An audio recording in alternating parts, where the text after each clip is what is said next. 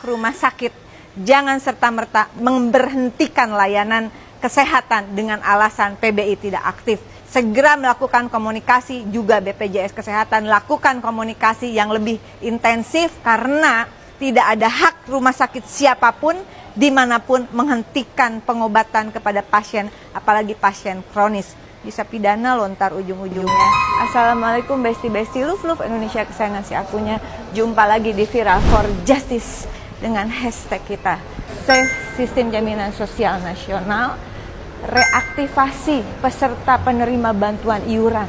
Kesalahan administrasi, rakyat jangan dikorbankan. Nah, Indonesia, DPR berjuang, berusaha keras untuk ada segera perbaikan dari kurang lebih 11 juta orang penerima PBI yang kabarnya terindikasi dihapuskan dalam kepesertaan jaminan sosial. Hari ini atas prakarsa dari pimpinan DPR Profesor Dasko, kita mengadakan rapat konsultasi untuk mencari solusi antara Komisi 8, Komisi 9, dan Komisi 11 DPR RI beserta dengan pemerintah yang diwakili oleh pihak Kementerian Keuangan, Kementerian Bappenas, Kementerian Sosial, kemudian juga ada Badan Pusat Statistik dan Kementerian Kesehatan. Kita akan ikuti langsung seperti apa rapatnya, doakan mudah-mudahan ada hasilnya. Let's go.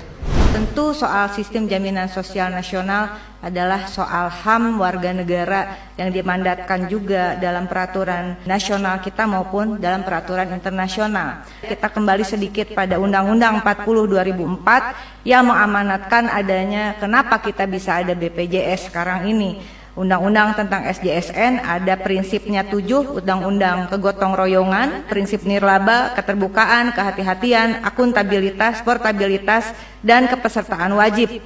Lalu kemudian lahirlah Undang-Undang BPJS 25 Oktober 2011. Saya dengan Ibu Putisari berjuang waktu itu di Komisi 9. Kami sama-sama dalam keadaan hamil. Disahkan di paripurna DPR pada tanggal 25 Oktober 2011 dengan Undang-Undang Nomor 24 Tahun 2011. Undang-undang ini lahir tidak dengan mudah. Undang-undang ini bertahun-tahun kami perjuangkan.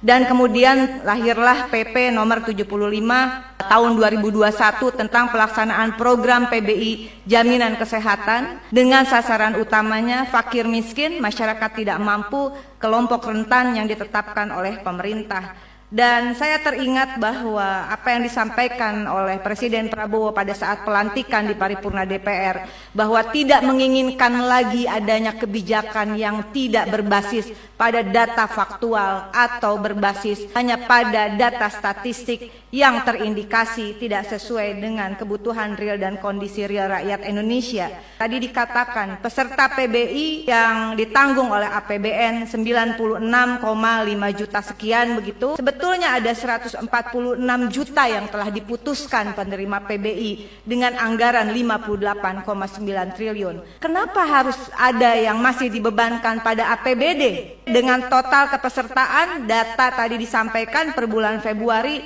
ada 47.392.788 orang masih dibebankan kepada APBD. Padahal di dalam APBN sudah diamanatkan 146 juta dan yang telah dialokasikan 96,515 juta. Artinya keseluruhan peserta PBI saat ini adalah 143.908.093 peserta. Dikalikan jumlah penduduk Februari saat ini, kalau di googling, ini juga datanya belum pasti, tapi anggaplah benar 287,041161 jiwa. Dengan prinsip yang tadi sasaran utama penerima bantuan iuran, dari 143,98 juta jiwa, artinya jumlah penduduk miskin Indonesia saat ini 50,31%.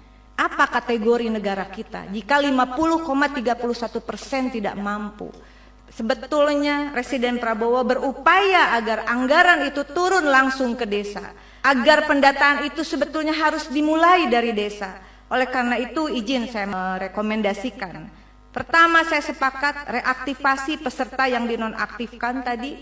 Ini persoalan nyawa, ada 120.472 orang kali 42.000 kali 3 bulan hanya 15,179 miliar, bukan uang kita. APBN bukan uang saya, bukan uang kita, uang rakyat. Saya kira cukup ini. Yang kedua adalah benahi ekosistem data yang terintegrasi mulai dari desa dan kelurahan. Saya yakin bahwa anggaran tepat sasaran jika data tepat sasaran.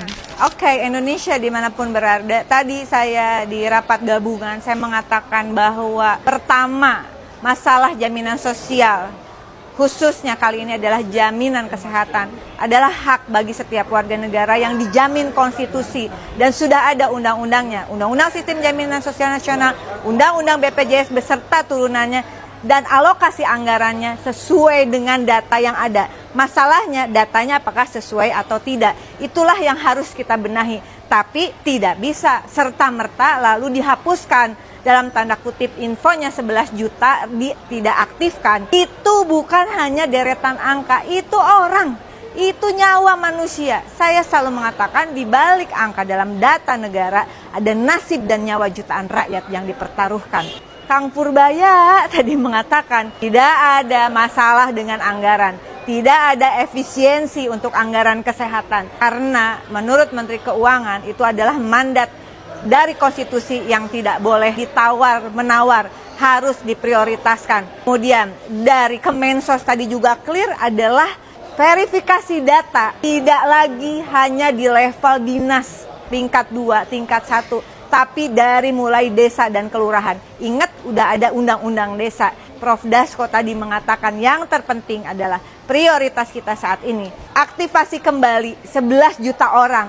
Kalau datanya belum bisa dibenerin, tidak ada hak menghapus. 120.000 sekian orang yang menderita penyakit kronis, itulah target diaktifasi. Nggak usah tawar-tawaran dulu, duit ada. Menteri Keuangan mengatakan tidak masalah. Dengan prinsip yang ada dalam Sistem Jaminan Sosial Nasional, tidak ada alasan rakyat tidak menerima bantuan iuran. Yang terakhir adalah pihak rumah sakit jangan serta-merta memberhentikan layanan kesehatan dengan alasan PBI tidak aktif. Segera melakukan komunikasi, juga BPJS Kesehatan lakukan komunikasi yang lebih intensif karena tidak ada hak rumah sakit siapapun dimanapun menghentikan pengobatan kepada pasien, apalagi pasien kronis. Bisa pidana lontar ujung-ujungnya. Tetap berjuang Indonesia dimanapun berada, tidak ada yang tidak mungkin. Kita bergerak bersama, sinergi untuk negeri. Terima kasih Prof. Dasko atas acara hari ini yang luar biasa. Mudah-mudahan segera ditindaklanjuti oleh kementerian lembaga terkait. Terima kasih Kang Purbaya, terima kasih Pak Rahmat Pambudi, terima kasih Gus Ipul, terima kasih juga Bapak Menteri Kesehatan dan semua yang hadir. Terima kasih. Never Give Up Indonesia, Audit BPS. Salam sopan Indonesia.